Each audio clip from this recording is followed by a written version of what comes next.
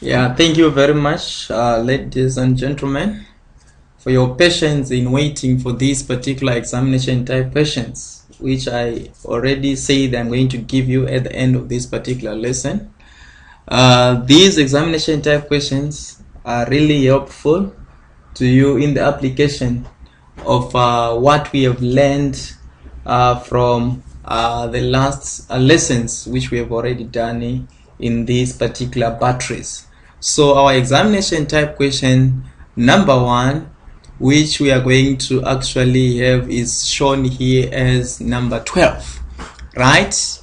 We have a question which says a sketch of a dry cell such as the one used in a torch or a radio is shown below. As you can see, you have your cathode there. We know that the cathode is the positive electrode, and we have your zinc metal anode there, meaning to say that this one is a negative electrode, and we are having your moist electrolyte paste there, which we have inside.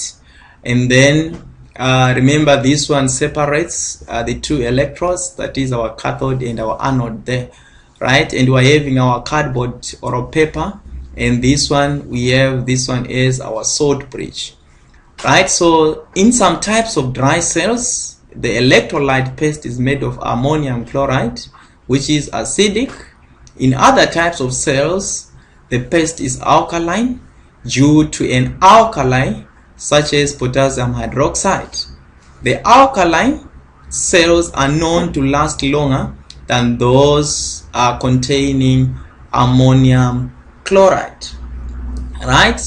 The question now says, why is the above cell referred to as a dry cell?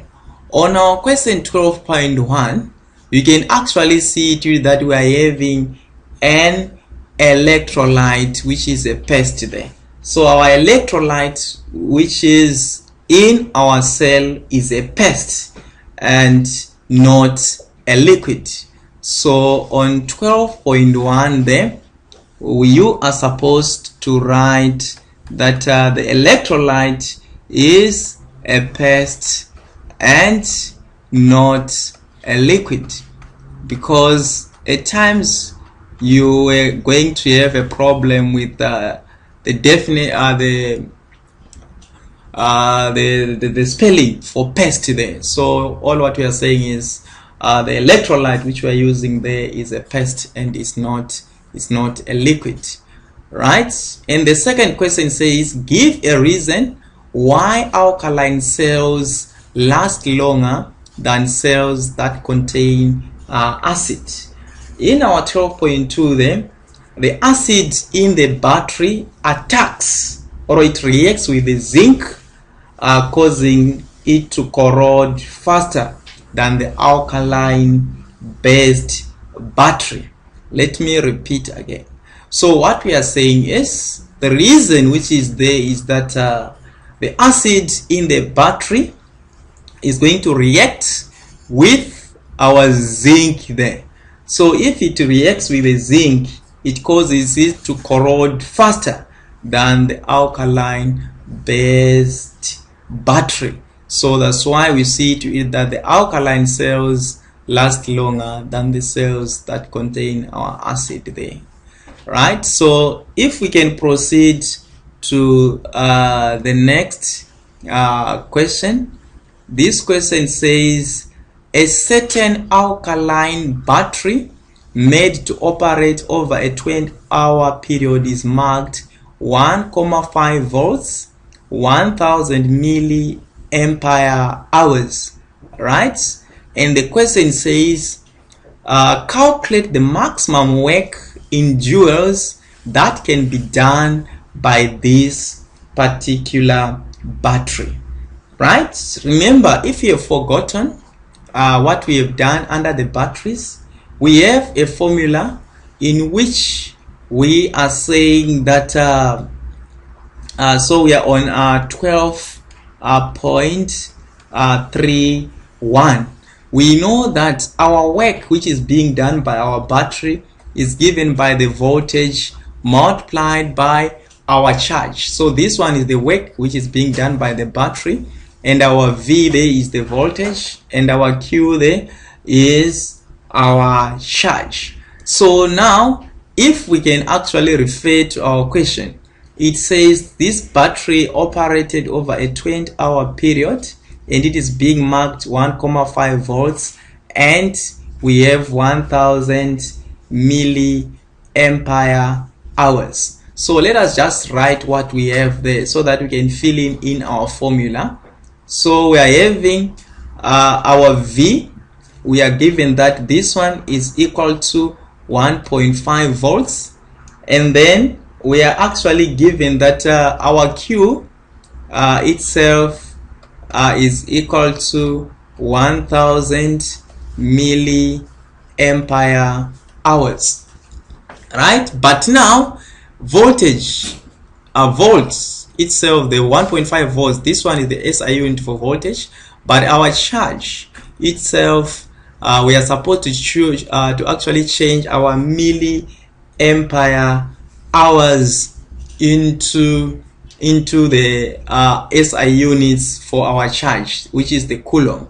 So what we are going to do is this one, we are going to know that it is going to be equal to 1000 multiplied by 10 to the power minus 3, because we want to change this one into ampere seconds. Why? Because our Q there is equal to IT.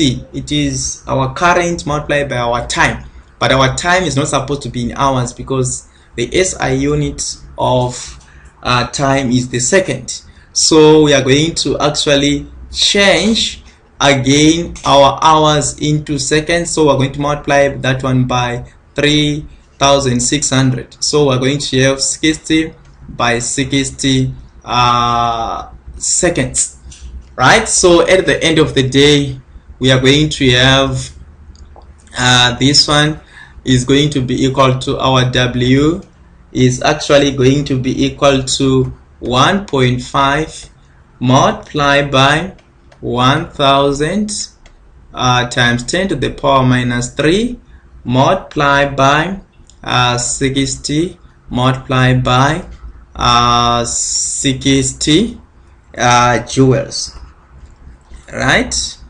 So at the end of the day, our W is going to be equal to 5400 joules, or you can even write it as 5.4 times 10 to the power 3 joules, right? So let us see our 12.32. So if we go to question 12.32, it says calculate the maximum constant current that the battery can supply for 24 hours, right? What we for 20 hours, so what we understand is our charge is equal to our current multiplied by our change in time, right? That is what we know, but what we want is the current. So our current itself is going to be equal to our charge over our delta T, right? So this one in itself is going to give us our current is equal to our 1000 times 10 to the power minus 3, right, multiplied by our 60 multiplied by our 60 over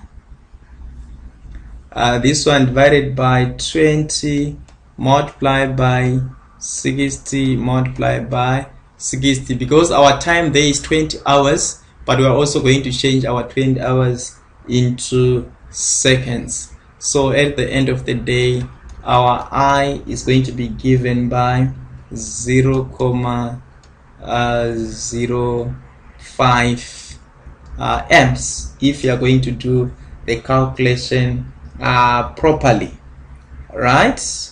So now let us proceed on to our next question, and this question says, this one says, give one reason why rechargeable batteries have less impact on global warming than rechargeable batteries. That is our question 12.4. More primary batteries need to be manufactured as they cannot be reused, and transportation or manufacturing leads to the emission of greenhouse gases.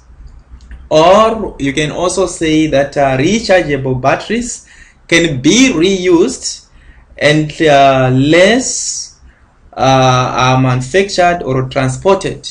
Therefore, we have less greenhouse gases which are being emitted. So those are the two answers which you can give.